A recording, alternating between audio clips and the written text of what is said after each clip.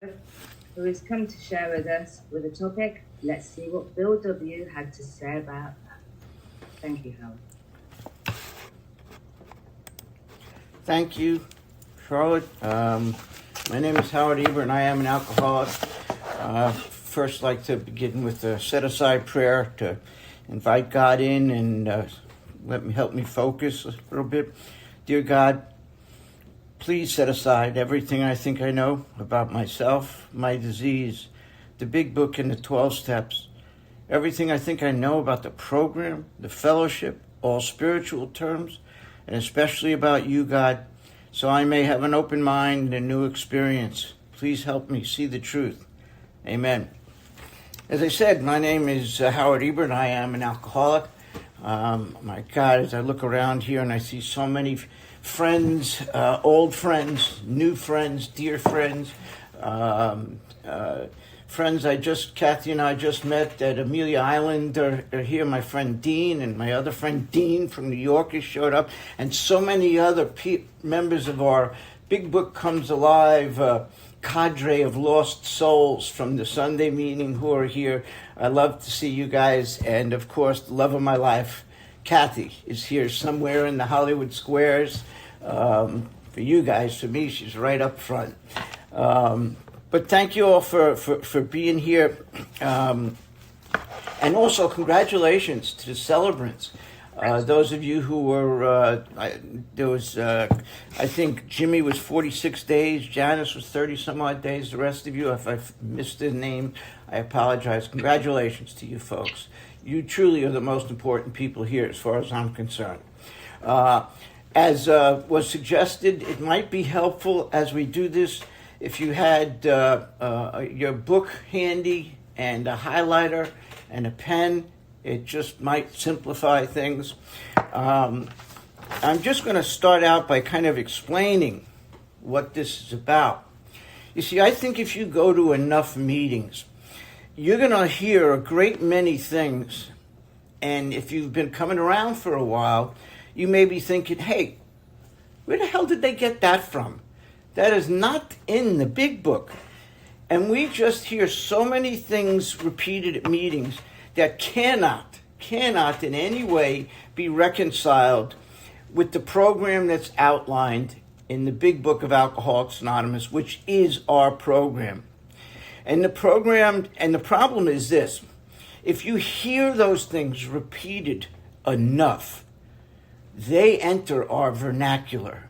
They become absorbed into our spoken culture. And the newcomer, and that for that newcomer, that can be a fatal mistake. Especially if you believe what Bill wrote, which is, unless the newcomer follows to the best of their ability our suggested 12 steps, he almost certainly signs his own death warrant. So we've already seen what Bill has to say about some of these things. And I think if we look back, where did this get started? Where do we kind of go off the rails a little bit? I think we can start in the late 60s when the Grapevine put out an article suggesting that these new meetings that were cropping up all over the place, called OD meetings, open discussion meetings, that these things might be a good idea. And right after that article, within another 10 years, was this boom in rehabs throughout the 70s and 80s.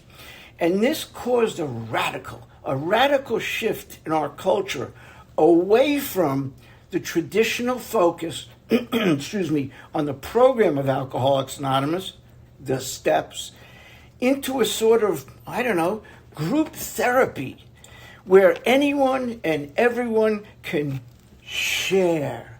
Just come and share whatever may be on your mind. And that's resulted in a significant decline in the success rate in Alcoholics Anonymous. Now, I'm not suggesting anybody go to meetings and become a language or a thought enforcer at meetings and correct the words people use. I'm not suggesting that at all. But when we hear something questionable, I think we should ask, first, what's the source of that information? Who's quoting that, and where are they saying it comes from? And is it consistent with our literature? You know, those of you who know me know I'm a bit of a history buff, and way back in the early 40s, before we adopted our current preamble, which started in 1947, one of the preambles that was going around was called the Wilmington Preamble. And I'm going to put it up here for you, at least a section of it that I want to read, because I think it's pretty interesting. And incidentally, any of the things that I put up here today, if you would like copies of it, just send an email to me right here at thebigbookstudy@aol.com and ask for the handouts from this particular presentation. But what I wanted to show you was here in this preamble, down at the bottom, where it says, let me highlight it, we do not speak for AA as a whole, and you're free to agree or disagree as you see fit. In fact, it is suggested you pay no attention to anything which might be reconciled with what is, with may not be reconciled with what is in the big book. If you don't have a big book, it's time you bought one. Read it, study it, live with it, loan it, scatter it, and learn from it what it means to be a member of Alcoholics Anonymous. That came from, like I said, the Wilmington preamble, which was, I think, summer of 44 it came out. The current preamble came out in June of 47. So there were a lot of these kind of things floating around. But there are certain things I wish we would have adopted like that, to just drive home that point that we need to stay close to the source, because that's what the program. You know, and Bill Wilson was said, if the book isn't the program of Alcoholics Anonymous, then I don't know what is. So that's our program. And what I want to do is just give you some examples of some of the things we hear in the rooms. And I'm going to quote a couple of areas where I think Bill has addressed some of those things. Maybe not directly, but in a roundabout way, and sometimes right on point. And let me get this screen up here so you can see what I'm showing you, so you can see what I'm referring to. And if you'd like a copy of these handouts, once again, all you have to do is send an email to me at thebigbookstudy@aol.com. So let's start with the most obvious, the most grievous one of all. Don't drink and go to meetings. How's that? Don't drink and go to meetings. And before I read what's in the big book, let me jump down to the 12 and 12. The 12 and 12 says on page 39 and 40, sobriety brought about by the admission of alcoholism, which is step one, and by attendance at a few meetings, is very good indeed, but it is bound to be a far cry from permanent sobriety and a contented, useful life. Nowhere here does it guarantee you're going to be happy. A contented, useful life. And if you've read the big book, you know a useful life means spent in service to God and the people about us. This is just where the remaining steps of the AA program come in. Nothing short of continuous action upon these as a way of life can bring the much desired result. As a way of life. That just means we do it over and over and over, like breathing, like eating. This is a way of life. Well, so is working the steps. I'll continue with the 12 steps, with 12 and 12, and then we'll go back to the book here in a minute. Bill said on 174, unless each AA member follows to the best of his ability our suggested 12 steps of recovery, he almost certainly signs his own death warrant. His drunkenness and dissolution, and to me, drunkenness and dissolution means relapse. His relapse result from his personal disobedience to spiritual principles. Not that he wasn't making 90 meetings in 90 days, not that he wasn't taking coffee commitments. His drunkenness and dissolution, his slips, result from the personal disobedience to the spiritual principles, which are the steps.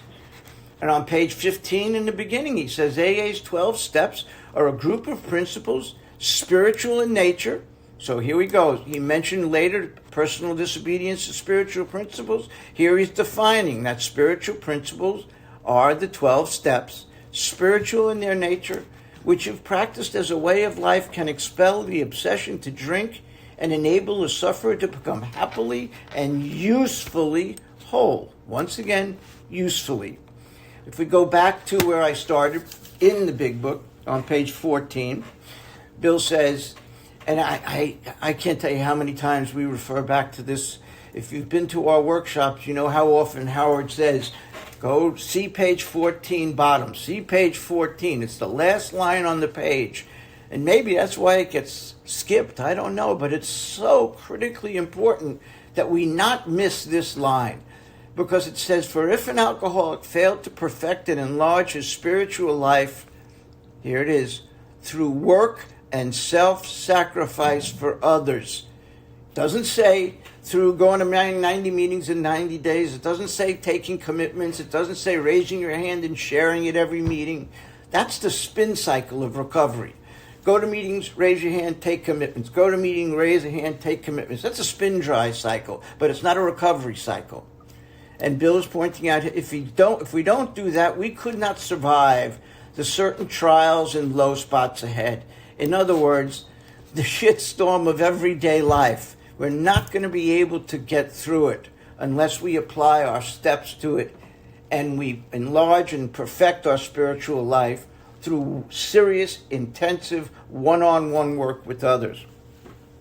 And here's another one I always point out to people. I think that every newcomer at the very first meeting they walk into, somebody should take them aside and explain this to them. On page 17, it says, unlike the feelings of the ship's passengers, however, our joy in escape from disaster does not subside as we go our individual ways. The feeling of having shared in a common peril means fellowship. We have shared in this common peril that is alcoholism, that is drug addiction, is only one element of the cement which binds us together. So the fact that we're here in a meeting, an hour or so every day, is only one element of the epoxy. Remember the days when there was epoxy? Now we got crazy glue, it's just one tube. But there was a time when you wanted to have like permanent adherence, like crazy glue brings, you'd have to have these two tubes. One chemical without the other wouldn't work. So common peril, fellowship, is one element of the cement which binds us. And here's the other. But that in itself would never have held us together as we're now joined. The tremendous fact is we have discovered a common solution, the steps. This is the great news the book carries to those who suffer from alcoholism. This book is not about fellowship. This book is about alcoholism and recovery through the spiritual program of the 12 steps. Bill goes on to say on page 34, for those who are unable to drink moderately, the question is how to stop altogether. Whether such a person can quit on a non-spiritual basis, which to me means fellowship alone. Fellowship alone is a non-spiritual basis. Depends upon the extent to which he's already lost the power to choose whether he will drink or not. There was a tremendous urge to cease forever, yet we found it impossible. This is the baffling feature of alcoholism as we know it, this utter inability to leave it alone no matter how great the necessity or the wish. On page 59, he tells us the steps are suggested as the program of recovery, and we're going to get to this in a little while about the notion that this is a program of suggestions. It is not. It is a suggested program. And this one very often I missed this for 20 years. In the spiritual experience appendix, at the bottom of the page, the first page, it says, what often takes place in a few months through working the steps, and I know I'm inserting something there, but that's what I believe he's referring to. What takes place in a few months by working the steps can hardly be accomplished by years of self-discipline. What's an example of self-discipline? How about don't drink and go to meetings? Meeting makers make it. If that's all you do, I don't think that's going to be the case. We have to do something else. We have to pay attention to the other part of our program. Here's one I find interesting. We'll love you until you love yourself. Anybody, just show of hands, does that irritate anybody as much as it does me? We didn't come here to become narcissists. I don't think we did. The book very clearly tells us. On page 84, he says, love and tolerance of others is our code. A few pages later, on 94, it says, you hope that he will try to help other alcoholics when he escapes his own difficulties. Suggest how important it is that he place the welfare of other people ahead of his own. And on 97, helping others is the foundation stone of your recovery. So, the quote should be, as far as I'm concerned, and I should stop saying should be, I think the quote would be completed if it said, we'll love you until you learn to love somebody else. Can't stop at loving yourself. There's way too much narcissism in this world today. Selfish, self-centeredness is the root of our problem. The book tells us so. So why would we come in here with the intention of learning to love ourselves? We come in here and accept ourselves. And if you could love yourself, great. But the objective is to be of service to other people, to give a damn about somebody else. When I first came into recovery, everybody said, gotta have faith, gotta have faith, gotta have faith. You're not going to make it if you don't have faith. Well, I didn't have any of that. You know, my notions of God were so prejudiced and filled with misconceptions. I thought God and religion were one and the same. I didn't know there was a difference between religion and spirituality, and we'll get to that in a moment. But you got to have faith is what I heard. But what I read on page 47 of the book is, I cannot accept as surely true the many articles of faith which are so plain to him. So it was comforting to learn we could commence at a simpler level. And that simpler level, Joe and Charlie taught me, was belief. Start with belief. And based on that belief, I'm able to make a decision to pursue that power by implementing a plan of action, steps 4, 5, 6, 7, 8, and 9, 10, and 11, that produce results, the first part of the 12th step. So I don't start with faith. I wind up with faith because I define faith as knowledge, surety, experience. And I didn't have any of that in the beginning. All I had was hope. And hope is belief. Faith is certainty. Hope is belief. So you don't have to have faith when you come in here, guys. To all the newcomers here who were told, you got to have faith, got to have faith, got to have faith. Faith comes in time as a result of doing this work. And we agnostics were told that if we open our mind to the possibility of a higher power, that's all. Just open our minds to the possibility, then God will prove to us that there is a God. If we make the decision to pursue him and we implement the plan of action that we're given, the end result will be we have made connection with that higher power. We have faith. We don't believe anymore. Let's continue. Here's one that's always amusing. Stay out of relationships for the first year. With no sex in the first year. I know a lot of people are going to be offended at this, but I tell my sponsees, you can have all the sex you want in the first year. In the second year, you get to have it with somebody else. But in all seriousness, what the book says about these things, and I don't know, is it just me?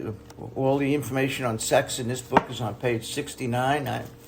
Coincidence? I don't know.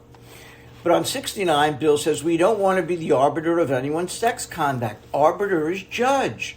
If I'm telling somebody to do something or not do something when it comes to their sex life, I am judging them. Bill tells us further in meditation, we ask God what we should do about each specific matter. The right answers will come if we want it. And I think that's something that applies to everything in life. Everything. If we're unsure about something, we put it in God's hands. The right answer will come if we want it, if we let it. God alone can judge our sex situation. Counsel with others, your sponsor, is often desirable, but we let God be the final judge. From the top of the page, on page 70, he says we avoid hysterical thinking or advice. We're not giving advice. Who, what, when, where, how, why you engage in that activity is entirely up to you. What we do in the sex inventory is we look at the thinking behind the actions. We do not judge anybody's actions. We're not here to judge your sex life. We're here to help you figure out what thinking put you in a position where you might have harmed people that way. Because we know we have a defective thinking process. Well, if it's defective in one way, it's defective in all ways. So how might we have hurt people? And in order to figure that out, we have to figure out what's the thought that led to the action. Let's continue. Here's the great one. This is a selfish program. Hear that all the time. This is a selfish program. Well, on page 20, pretty early on in the book, Bill says, our very lives as problem drinkers, ex-problem drinkers, depend on our constant thought of others and how we may help meet their needs. How is that being selfish? If my solution lies in the constant thought of others and how I can help meet their needs, that is a selfless program. That is an altruistic description. Page 97, Bill says, helping others is the foundation stone of your recovery. A kindly act once in a while is not enough. You have to act the Good Samaritan every day. If need be, it may mean the loss of many nights' sleep, great interference with your pleasures. And incidentally, if you've been in my workshop, when we read this stuff on page 97, we call these the 12 inconveniences. There are 12 steps. There are 12 concepts. There are 12 traditions. And if you read on page 97, Bill tells us right here, if you count them, there are 12 inconveniences. If you do 12-step work, you're going to run into all of these. And I'm not going to read them all or count them all. You can do that. Trust me, there are 12 there. On page 14, Bill says, if an alcoholic failed to perfect it in large, this is what's so important that we're now reading this for the second time. It applied to something else earlier, and now it applies to this. If we don't perfect and enlarge our spiritual life through work and self-sacrifice for others, he could not survive the certain trials and low spots ahead. Remember our friend Jim? And more about alcoholism? We told him what we knew about alcoholism, step 1. We told him what we knew about the solution, step 2. Quote, he made a beginning, step 3. But that's as far as he got. He failed to perfect and enlarge his spiritual life because there's no such thing as staying on step 3. If you decide to do something and don't do it, then you're not on that step. You're just another frog on the log. And I hope all of you know what that's about. Page 62 says selfishness, self-centeredness, that we think is the root of our troubles. So if it's a selfish problem, how could that be the root of our troubles? That is the root of our troubles. How could that be the solution? So our troubles, we think, are basically of our own making. They arise out of ourselves, and the alcoholic is an extreme example of self-will run riot, though he usually doesn't think so. Above everything, we alcoholics must be rid of this selfishness. We must, or it kills us. How about this? On page 77, at the moment, and I think this is where a lot of people get confused. I've had people at workshops point out that this statement says it's a selfish program. If I take it out of context, maybe it is. If I take out this line, where it says, we are trying to put our lives in order, At the moment, we are. But if I look at where is page 77 in the book, what point in my recovery are we talking about here?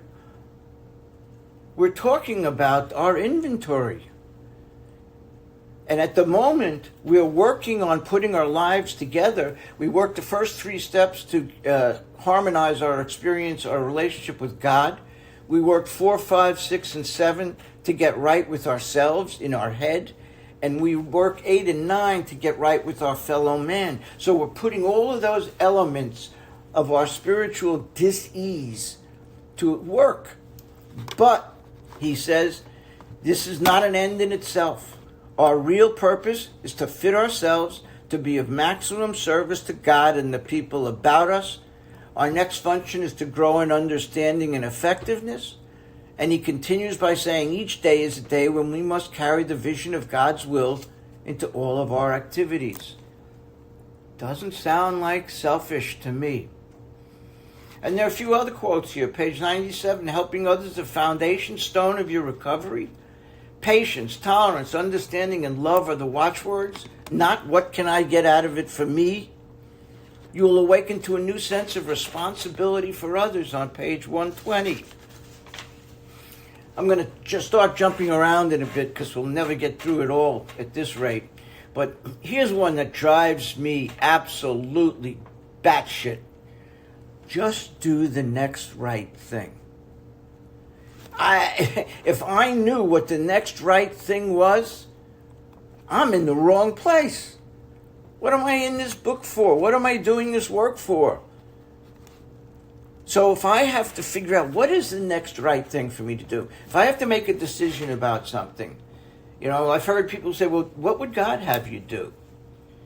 Well, at this point in reading the book, if I'm up to page 60, I don't really know that for sure. But on 61, Bill gives me a hint. He says, is he not even in his best moments a producer of confusion rather than harmony? Bingo. If you're not sure of what the, quote, next right thing is, ask yourself, is it going to produce confusion or harmony? If it produces confusion, sounds to me like that's not what God would want me to do. If it produces harmony, I think that's exactly what God wants me to be doing. And if you want to take it a step further, those of you who are familiar with the Oxford program that preceded our program of action, they had 4 objectives: absolute purity, absolute honesty, absolute unselfishness, and absolute love.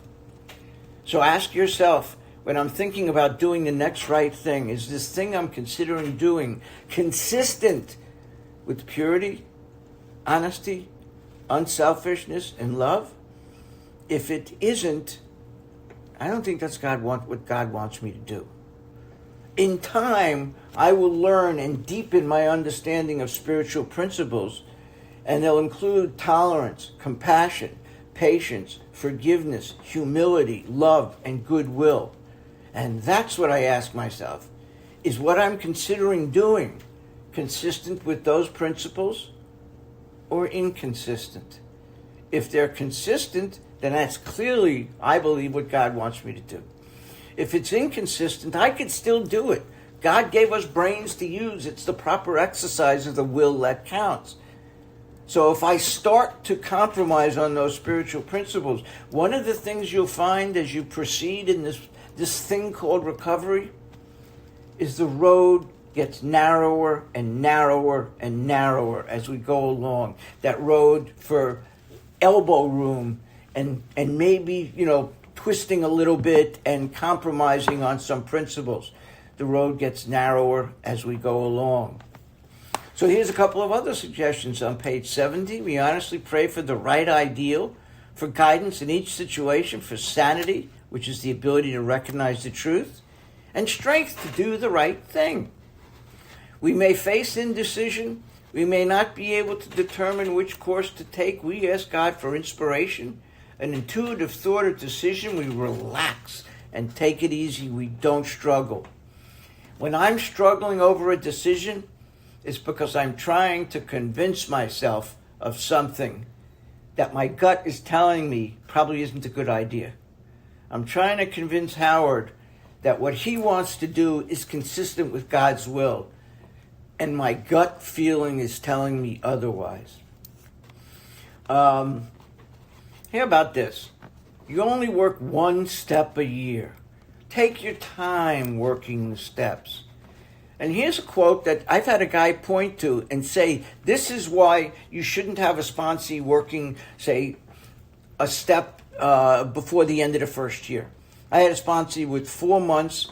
He was deep into his fourth step, and a guy with 20 years told him that your sponsor is rushing you. 4 months in sobriety is way too soon to be doing a fourth step. And when I finally cornered that guy and asked him how many other people has he killed with that kind of advice, I pointed out that what it says in the book is sometimes a man is anxious to proceed at once. You may be tempted to let him do so. This is sometimes a mistake. If he has trouble later, he's likely to say you rushed him. So yes, it does say not to rush the guy. But if you turn to the previous page, this statement comes after Bill says, on our first visit, on our first sit with that new prospect. And it doesn't tell us not to proceed. It tells us to use our judgment. And on the very next page, on page 96, Bill is already pointing out on the next visit, and that could be later the same day, it could be a phone call in an hour, on the next exposure to that prospect, Bill says, if he indicates a desire to go forward with it, get busy right away on the second visit. And that could be within the same day. So no, it doesn't say take your time with the steps. Some people take that quote,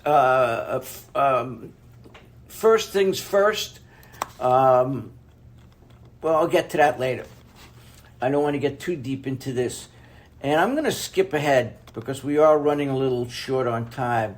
Some of these are so important. But like I said, just if you want copies of this, ask me about it. How about when it comes time to do the 6th and 7th step and someone says, that's a defect that I can never change.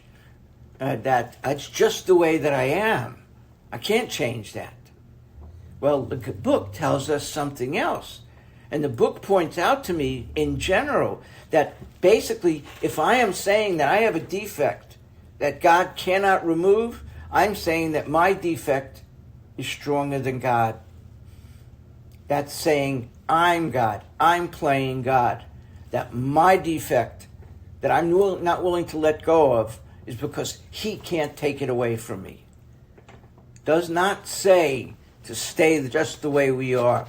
Bill suggests in the 12 and 12 that maybe the thing to do is to say this. The moment we say no, never, our minds close against the grace of God. Delay is dangerous and rebellion may be fatal. Why not say this? Instead of this, I will never give up. How about just say, right now, yet. This I cannot give up yet. So we don't close the door on the defect and we don't close the door on God. This I cannot change today. I'll focus on something else today. I'm going to skip through a lot of this. Let's get to some of the expressions that we hear all the time in the meetings. Let's do this one before we go on. How about shut up and listen? Take the cotton out of your ears and put it in your mouth. A newcomer comes here wanting love, wanting acceptance. We create, those of us who are part of the fellowship of the Spirit, create an atmosphere in the meetings that's called the spirit of the fellowship. And we create that love and harmony by making that newcomer feel welcome and loved and not judged. And telling somebody shut up is not a very loving statement. I've never said that to somebody I love. I never will. And what the book says is he encouraged us in working with others. We are encouraged to let the prospect speak. When you discover a prospect, find out all you can about him. He can't tell me anything if he's got cotton in his mouth. Encourage him to speak of himself. If he wishes to talk, let him do so. If you do stay, let him steer the conversation any way he likes. If you look at those three statements, one of the things that's abundantly clear is we are in control of the conversation, right? When we need this information, we'll find out all we can. We're going to encourage him to speak of himself, and if he's willing to, we let him. If I'm letting you share in this conversation, I'm controlling the conversation. And here it is again. Let him steer the conversation, which means we're giving that control to that person. We are relinquishing control of the conversation. That doesn't mean when we ask that newcomer to talk, he goes on and on and on. It's not what it's about. Let's jump ahead here. How about recovered? We're told we're not supposed to use that word. Well, if you've ever read the Big Book, on the very first page, on the title page, there is a promise. And that promise includes the word recovered. The story of how many thousands of men and women have recovered. If you turn the page, it says, we of Alcoholics Anonymous are more than 100 men and women who have recovered from a seemingly hopeless state of mind and body. We've recovered from a hopeless state of mind and body. And to show others precisely how we've recovered is the main purpose of this book.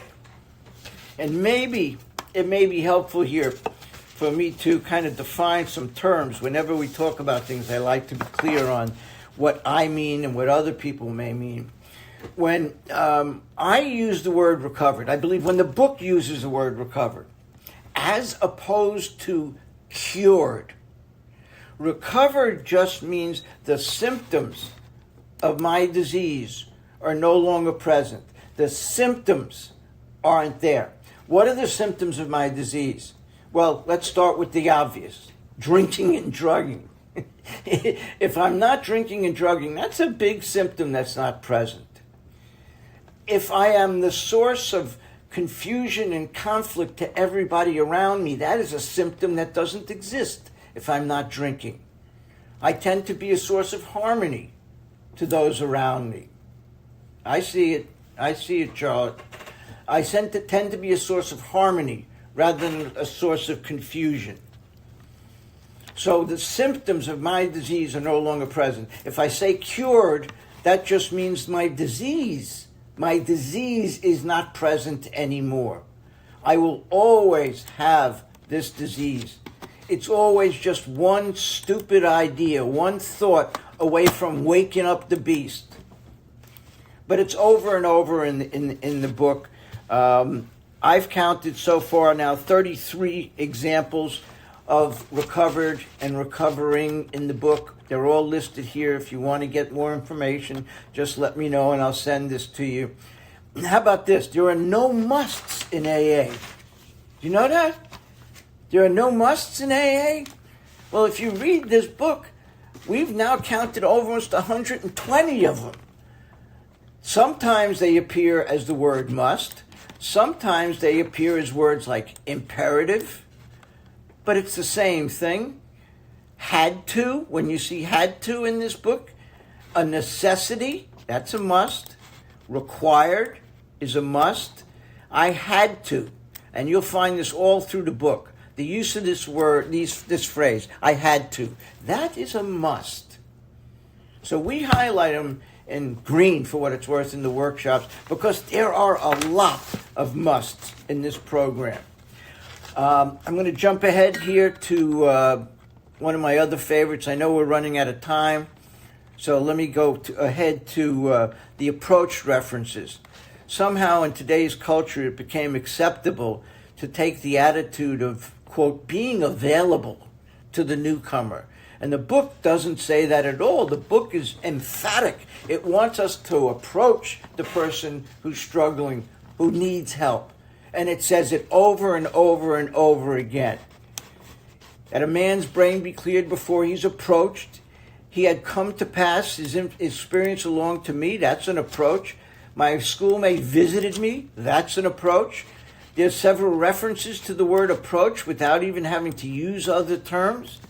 We've now counted, I believe, it's now about 30 some odd examples of approach in this book.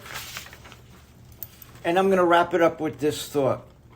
And again, you're welcome to have all of this.